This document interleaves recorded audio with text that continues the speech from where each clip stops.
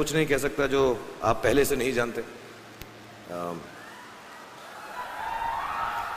Sorry, मुझे बहुत गर्मी लग रही थी इसलिए मुझे वो उतारना पड़ा, वरना मैं पहने रखता।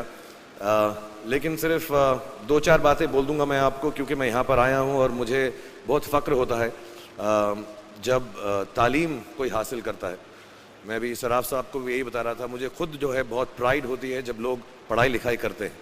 मुझे लगता है तालीम से ज़्यादा अहम कोई भी चीज़ दुनिया में नहीं है। और जैसा मैंने आपसे कहा, इस वक्त ये जो आपका मुकाम है, ये जो उम्र है आपकी, इस उम्र में आप में सबसे ज़्यादा जज्बा होगा, सबसे ज़्यादा ब्रेन सेल्स होंगे और सबसे ज़्यादा बाल होंगे। कुछ सालों बाद जज्बा भी कम हो जाएगा, बाल भी कम हो जाएंगे, ब्रेन सेल्स भी कम हो जाएंगे। सो ये जो मौका आपको ज़िंदगी ने दिया है, ये जो थ्रेशोल्ड पर आप हैं, जब आप बाहर जाएंगे, काम करना शुरू करेंगे और पढ़ाई करेंगे, आप में से कुछ ग्रेजुएट हो रहे हैं, कुछ पोस्ट ग्रेजुएट हो रहे हैं, बहुत सारे अभी पीएचडी हासिल करके गए। आप लोगों को सिर्फ इतना कहना चाहूँगा कि जैसे आपकी सोच है, जो आपके दिल में आए, ज़िंदगी भर सिर्फ वही कीजिएगा। क्योंकि जब आप मेरी उम्र के होंगे या अपने माँ बाप की उम्र के होंगे, अपने टीचर्स की उम्र के होंगे, तो कहीं ना कहीं दिल में कोई ना कोई रिग्रेट रह जाती है कि मैंने वो क्यों नहीं किया। तो हर लड़के और हर लड़की को मैं सिर्फ यही कहूँगा, प्लीज़ जो दिल में आए इस उम्र में ज़रूर कीजिएगा।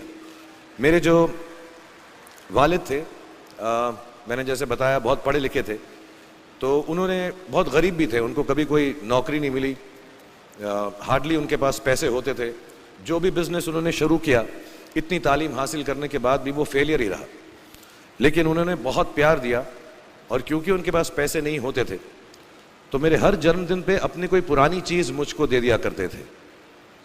तो पहली पुरानी चीज़ जो, और बहुत बड़ा चढ़ा के उर्दू में अच्छे अच्छे अल्फाज यूज़ करके मुझे इम्प्रेस करते थे कि बहुत अच्छा प्रेजेंट दिया है मुझको।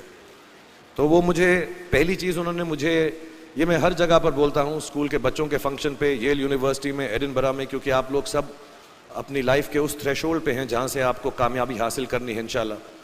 सो पहली चीज़ जो उन्होंने मुझे दी थी, उन्होंने मुझे अपना शतरंज का सेट दिया था, टूटा फूटा सा। वो शतरंज हर रोज़ खेलते थे। हनुमान मंदिर के जो हेड प्रीस्ट थे, पंडित थे, उनके साथ रात को जाके मेरे वालिद जो हैं शतरंज खेलते थे। और उन्होंने मुझे कहा कि शतरंज से आप ज़िंदगी के बारे में बहुत कुछ चीज़ें सीख सकते हैं। पहली ये कि कोऑपरेशन और साथ मिलजुल कर काम कैसे करना है। दूसरी ये कि ज़िंदगी में आगे बढ़ने के लिए कभी कभी पीछे भी हटना पड़ता है। तीसरी ये कि जो छोटे लोग होते हैं, जो आप समझते हैं, कई लोग ऐसी बात मानते हैं, जो पॉन्स होते हैं, जो प्यादे होते हैं, उनकी सबसे ज़्यादा इज्जत करना ज़िंदगी के अंदर। कोई भी इंसान छोटा नहीं होता, हमेशा हमेशा ज़िंदगी में काम आता है। और कामयाबी हासिल करने के लिए आखिरी बात शतरंज ये सिखाती है हमको कि कभी कभी जिस चीज़ से सबसे ज़्यादा लगाव होता है, जैसे रानी से अमूमन हो जाता है, कभी कभी उसे भी सैक्रिफाइस करना पड़ता है आगे बढ़ने के लिए। दूसरी चीज़ जो उन्होंने मुझे दी, मेरे पास है वक्त, 2 मिनट बोल सकता हूँ मैं, सॉरी। दूसरी चीज़ जो उन्होंने मुझे दी थी, वो एक टाइपराइटर दिया था। आज के ज़माने में आई डोंट थिंक किसी को, बहुत सारे बच्चे होंगे यहाँ पे जिनको मालूम भी नहीं होगा टाइपराइटर कैसा लगता है।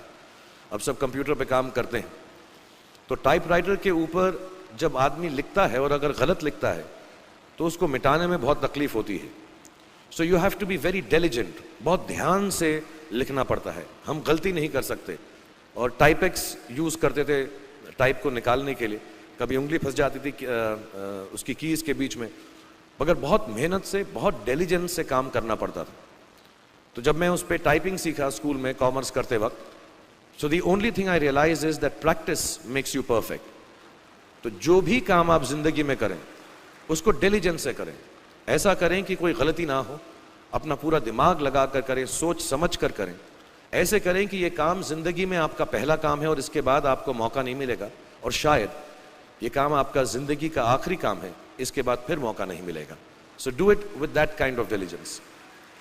तीसरी चीज़ उन्होंने मुझे कैमरा दी थी, क्योंकि बहुत गरीब थे, वो कैमरा चलता नहीं था बिल्कुल भी, सिर्फ उसके व्यू फाइंडर से बड़ी अच्छी अच्छी तस्वीरें दिख जाती थी, लेकिन खिंचती बिल्कुल भी नहीं थी। और इससे मुझे उन्होंने सीख दी कि जो हमारी क्रिएटिविटी होती है, हम जो भी, कभी कभी हमारी हॉबी होती है, कभी कभी हमारा उससे प्यार होता है, लेकिन हम उसको अपनी नौकरी नहीं बना सकते, अपना काम नहीं बना सकते। बहुत कम लोग ऐसे फॉर्चुनेट होते हैं जैसे मैं हूँ कि जो मेरी हॉबी थी, जिस चीज़ से मुझे प्यार था, कलाकारी से, एक्टिंग से, वो मेरा पेशा भी बन गया। अमूमन ऐसा होता नहीं है, लेकिन जो हमारी कला है, चाहे वो पोएट्री है, चाहे वो लिखना है, चाहे वो पेंटिंग है, चाहे जो भी चीज़, गाना है, अकेले में गाना है, हमारी क्रिएटिविटी ज़रूरी नहीं है कि दुनिया एक्सेप्ट करे। जैसे उस कैमरा की तस्वीरें दिखती नहीं हैं, लेकिन उसमें देखने से खूबसूरत लगता है हर कुछ, वैसे ही आपकी जो क्रिएटिविटी है वो अपने लिए रखें, क्योंकि ज़िंदगी में कभी ना कभी, कहीं ना कभी ऐसा मुकाम आएगा जब आप बहुत अकेला फील करेंगे। हो सकता है दुख का समय भी आए, उस वक्त आपकी जो क्रिएटिविटी है वो आपकी सबसे अच्छी दोस्त होगी, दुनिया उसको माने या ना माने।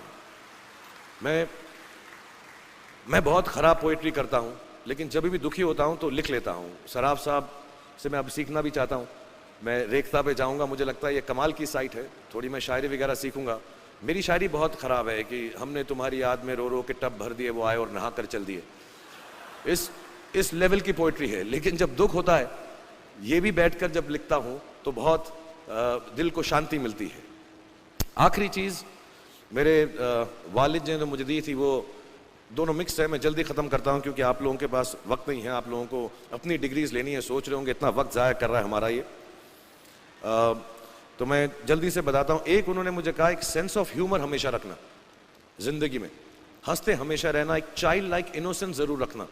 जैसे एक छोटे बच्चे की जो एक इनोसेंस होती है, जो उसका दुनिया की तरफ जो नज़रिया होता है बड़ा इनोसेंट सा होता है, उसमें कोई खामी नहीं होती, गलती नहीं होती, अभी दुनियावी बातें नहीं आई होती, तो वैसे ही रखना। कई बार बचपन में मैंने जब बदतमीज़ी की या कोई गलत काम किया तो उन्होंने सेंस ऑफ ह्यूमर से मुझे बचाया।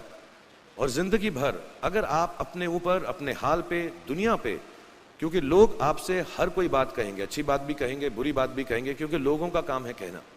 अगर आप उसको एक सेंस ऑफ ह्यूमर से देख सकेंगे तो ज़िंदगी जो है बहुत बेहतर रहेगी। And last not the least, what my father gave me, what my mother gave me and what your parents have given you, आपके जो पेरेंट्स हैं, जो आपको दिया है, वो सबसे बड़ी गिफ्ट है, गिफ्ट ऑफ लाइफ। ज़िंदगी की जो ज़िंदगी एक खुद ही सबसे बड़ा तोहफा है हमारी ज़िंदगी, और उसको वैसे ही ट्रीट कीजिए। ज़िंदगी के अंदर जो भी मुकाम आए, जैसी भी चीज़ें हों, अच्छा हो, बुरा हो, कभी अंधेरा हो, कभी उजाला हो, हर चीज़ को रिस्पेक्ट कीजिए और ज़िंदगी में ग्रेस रखिए हर इंसान की तरफ। हर इंसान जो भी आपसे जो भी बात करेगा वो अपनी मुसीबत के हिसाब से करेगा, अपनी हैसियत के हिसाब से करेगा, कभी गलत बात भी बोलेगा, ऊंची बात भी बोलेगा। जब आप काम करेंगे, जब आप बड़ी बड़ी कंपनीज के अंदर नौकरी हासिल करेंगे, आपका हमेशा झगड़ा रहेगा, जो मेरा जूनियर है वो ऐसी बात करता है, मेरा सीनियर जो है ऐसी बात करता है। लेकिन सब जो हैं ज़िंदगी से जूझ रहे हैं, इस ज़िंदगी में कुछ बनने की कोशिश कर रहे हैं। सो वो ग्रेस जो है, वो लीवे जो है, हर किसी को दीजिएगा जो आपके साथी हैं, जो आपके साथ साथ काम कर रहे हैं, जो आपका साथ काम नहीं भी कर रहे और जो आपका साथ नहीं भी दे रहे। ग्रेस से बड़ी चीज़ आप ज़िंदगी को वापस नहीं लौटा सकते। तो ये 4-5 चीज़ें याद रखिएगा। याद रखिएगा, नहीं रहे तो कोई बात नहीं। आप लोग बहुत कुछ अभी इस जगह पर इल्म हासिल कर चुके हैं और मुझे उम्मीद है और मुझे यकीन है कि आप जो भी करेंगे ज़िंदगी में बहुत कामयाब होंगे। और फिर से मैं मौलाना आज़ाद नेशनल उर्दू यूनिवर्सिटी का शुक्रिया अदा करना चाहूँगा कि मुझे यहाँ पर बुलाया, आपसे मुखातिब होने का मौका दिया। थैंक यू वेरी मच, बहुत बहुत शुक्रिया।